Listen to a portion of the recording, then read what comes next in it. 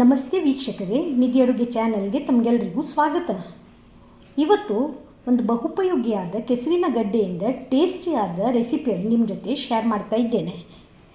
ಪುಟ್ಟದಾದ ಈ ಗಡ್ಡೆ ಅನೇಕ ರೋಗಗಳಿಗೆ ರಾಮಬಾಣ ಅಂತ ಹೇಳ್ಬೋದು. ಹಾಗೂ ಇದರಲ್ಲಿ ರೋಗ ನಿಯಂತ್ರಿಸುವ ಶಕ್ತಿ ಸಹ ಇದೆ. ಇದರ ಬಳಕೆಯಿಂದ ಡಯಾಬಿಟಿಸನ್ನು ನಿಯಂತ್ರಿಸಲು ತುಂಬ ಸಹಕಾರಿಯಾಗಿದೆ. ಹಾಗೂ ರಕ್ತದೊತ್ತಡ ಕಡಿಮೆ ಮಾಡಲು, ಹೃದಯದ ಆರೋಗ್ಯಕ್ಕೆ ಇದು ತುಂಬ ಪ್ರಯೋಜನಕಾರಿ. ಇದರಲ್ಲಿರುವ ಆ್ಯಂಟಿ ಆಕ್ಸಿಡೆಂಟ್ ಕ್ಯಾನ್ಸರ್ ಉಂಟು ಮಾಡುವ ಜೀವಕೋಶದ ಬೆಳವಣಿಗೆಯನ್ನು ತಡೆಗಟ್ಟಲು ಸಹಾಯ ಮಾಡ್ತದೆ. ಹಾಗೂ ಇದರಲ್ಲಿ ಖನಿಜಾಂಶಗಳಾದ ಪೊಟ್ಯಾಷಿಯಂ, ಸೋಡಿಯಂ ಯಥೇಚ್ಛವಾಗಿದೆ.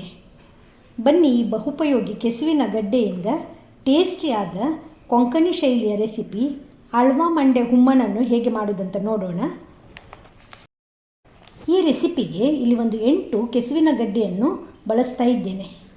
ಇದಕ್ಕೆ ಅರಬ್ಬಿ ಅಂತ ಹೇಳ್ತಾರೆ, ತಾರೋ ರೂಟ್ ಅಂತ ಸಹ ಹೇಳ್ತೇವೆ. ಇದನ್ನು ಸ್ವಚ್ಛವಾಗಿ ಇಲ್ಲಿ ತೊಳೆದಿಟ್ಟಿದ್ದೇನೆ. ಇದನ್ನೀಗ ನಾವು ಬೇಯಿಸಬೇಕು ಹಾಗೂ ಸಿಪ್ಪೆಯಿಂದ ಬಿಡಿಸಿಕೊಳ್ಬೇಕು. ನೀವು ಬೇಕಾದರೆ ಚಾಕುವಿನಿಂದ ಇದರ ಸಿಪ್ಪೆಯನ್ನು ಬಿಡಿಸಿ ಇದರ ಪಲ್ಯವನ್ನು ತಯಾರಿಸಬಹುದು.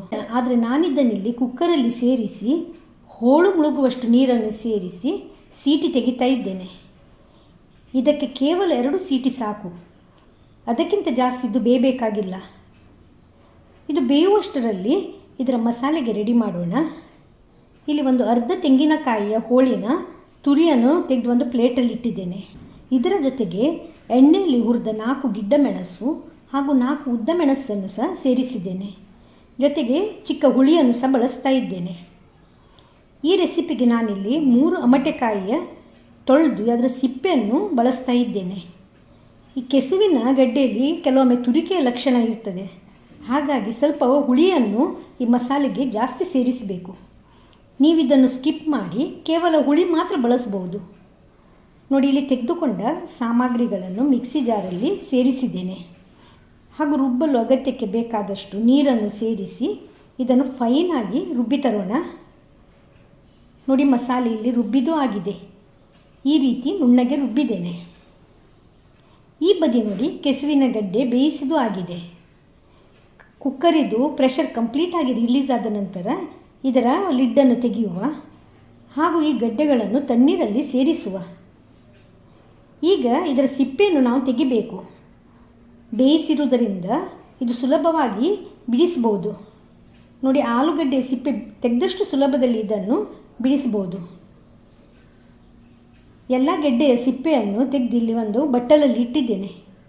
ಇದನ್ನು ನೋಡಿ, ಈ ರೀತಿ ಮೀಡಿಯಮ್ ಸೈಜಿದು ಪೀಸಸ್ ಮಾಡಬೇಕು. ಈ ಬದಿ ನೋಡಿ, ರುಬ್ಬಿದ ಮಸಾಲೆಯನ್ನು ಒಂದು ಇಲ್ಲಿ ಪಾತ್ರೆಯಲ್ಲಿ ಸೇರಿಸಿದ್ದೇನೆ.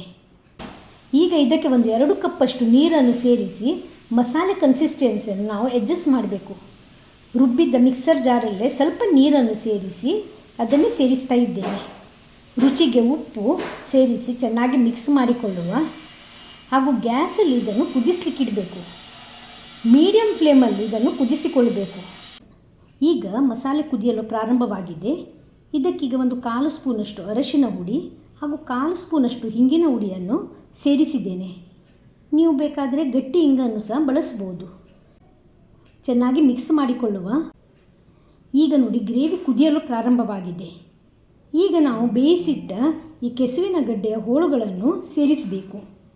ಕುದಿಯುವ ಮಸಾಲೆಗೆ ಇದನ್ನು ಸೇರಿಸಿ ಮಿಕ್ಸ್ ಮಾಡಿಕೊಂಡು ಪುನಃ ಇದನ್ನು ಕುದಿಸಿಕೊಳ್ಳುವ. ಈಗ ನೋಡಿ, ಮಸಾಲೆ ಚೆನ್ನಾಗಿ ಕುದೀತಾ ಇದೆ.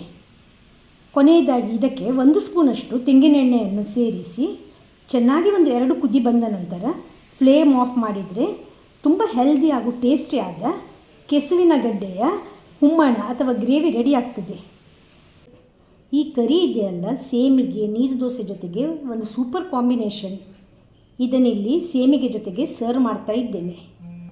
ಅನೇಕ ರೋಗಗಳಿಗೆ ರಾಮಬಾಣವಾದ ಈ ಕೆಸುವಿನ ಗೆಡ್ಡೆಯನ್ನು ನಿಯಮಿತವಾಗಿ ನಮ್ಮ ಆಹಾರದಲ್ಲಿ ಬಳಸಿ ಅನೇಕ ರೋಗಗಳನ್ನು ತಡೆಗಟ್ಟಬಹುದು.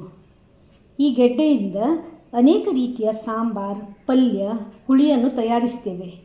ಇಷ್ಟು ಮಾತ್ರವಲ್ಲ, ಇದರಿಂದ ಉಪಹಾರ ಸ್ನ್ಯಾಕ್ಸ್ ಸಹ ಮಾಡಬಹುದು. ಟ್ರೈ ಮಾಡಿ ನಿಮ್ಮ ಅನಿಸಿಕೆಯನ್ನು ಕಮೆಂಟ್ ಸೆಕ್ಷನಲ್ಲಿ ತಿಳಿಸಿ. ರೆಸಿಪಿ ಇಷ್ಟವಾದರೆ ವಿಡಿಯೋಕ್ಕೆ ಲೈಕ್ ಕೊಡಿ, ಶೇರ್ ಮಾಡಿ. ಸಬ್ಸ್ಕ್ರೈಬ್ ಮಾಡದೆ ಚಾನೆಲ್ ನೋಡ್ತಾ ಇರುವವರು ದಯವಿಟ್ಟು ಸಬ್ಸ್ಕ್ರೈಬ್ ಮಾಡಿ. ಧನ್ಯವಾದಗಳು.